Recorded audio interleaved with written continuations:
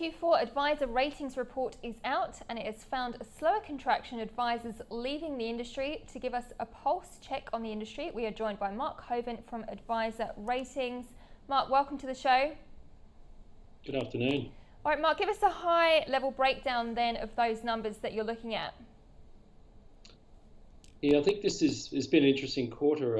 Obviously, at a macro level, there have been lots of things that have evolved that probably have added some confidence to the sector. I'm referring to things like COVID being kind of behind us in Australia, a Biden victory, and some significant regulatory reforms that the government and ASIC are pushing through. And I specifically refer to the elimination or the proposed elimination of the education regulatory body, FASEA. We can talk more about that. But with those sort of macro elements in the background, the data we're seeing for the quarter just gone has been a significant slowdown in the exits of advisors from the industry and advisors moving around between practices and licensees. So we've seen sort of record low movements in the last 3 months. And I think that doesn't mean there's not lots of things going on under the surface and behind the scenes, but it has been a very significant slowdown relative to what we've seen for the last, say, 2 years.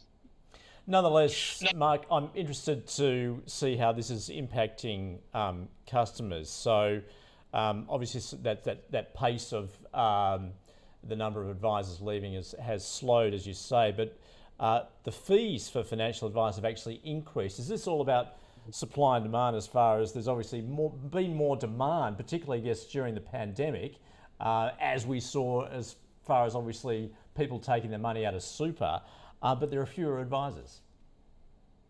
Yes, so there's that macro supply demand issue. Of course, I think demand, we've seen anecdotally and empirically through our various websites that there is a growth in demand. In many cases, it's people approaching advisors for the very first time, probably not quite sure what they're looking for, probably looking for simple advice at a time when the industry is really not structurally set up to deal with that. So the demand's coming through. Maybe it's not the kind of clients that the advisors are hoping for, but it's coming.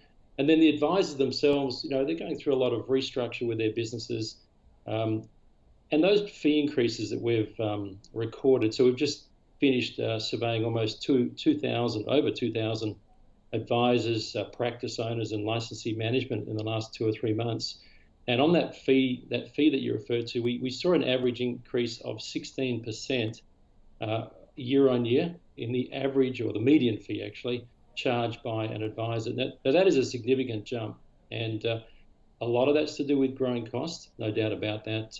Licensee fees, technology fees, re-engineering businesses. But it's also somewhat due to the fact that advisors are also sort of winnowing their unprofitable clients, as tough as that might be, people not prepared to pay the higher fees. And so you're getting that natural attrition in the book, which leads to an average higher price. But they're also getting better and smarter at understanding their value. In what is, yes, a shrinking and increasingly rare service, they're getting better at articulating their value and charging accordingly for it. Mark, how much has the regulatory space had an effect on the industry? I can see there are 13 more licenses established in the quarter, but has the ASIC crackdown on the space affected the market? So was that in relation to licensees? I missed that. Yes, so how has the regulatory environment affected the performance or not the performance, but the numbers in terms of these advisors? That's a big question. Many would say, the regulatory reforms are driving people out of the industry. But, and that may be, true in many ways. But it is leaving ultimately a rusted-on core. Rusted-on is probably not the right word, because they are proactive, thinking to the future, leading the charge in terms of re-engineering their businesses, thinking about being a professional industry. So I think we're going to come down to a core, maybe 15,000, 16,000 advisors in the next couple of years. And these are the ones leading the charge to set higher standards, to ultimately grow the industry and improve the penetration into the community, which ultimately is a good thing, right? I think the government's trying to help in their very slow and laborious way of changing legislation to relax some of the obligations to deliver advice at a lower cost or more simply. But that's still got a long way to go, and I think regulation is slow.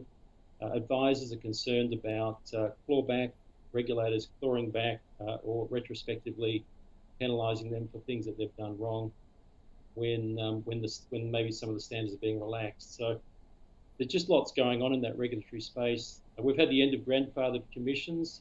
December 31 was a significant date for the industry. The final cessation of investment commissions.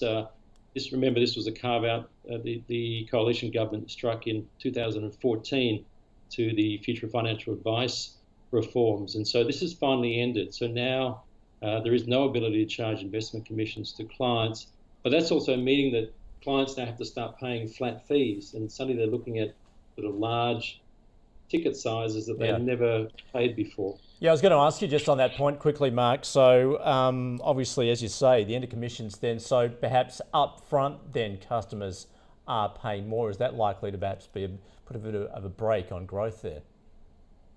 I'm sorry, I completely didn't hear that. The signal was breaking down. Or no, just asking about, obviously, you talking about the end of commissions, which perhaps means that customers are going to have to pay more at the front end.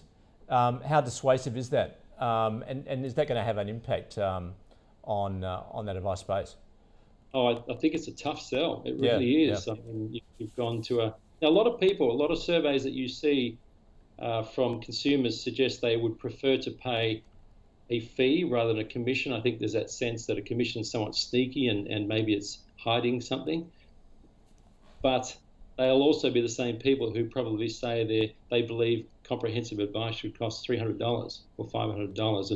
And we've said, actually we didn't quote it, but the median fee is now almost $3,500 per year. Yep. All right, Mark, great you can join us. Thanks for joining us from Advisor Ratings. Thank you.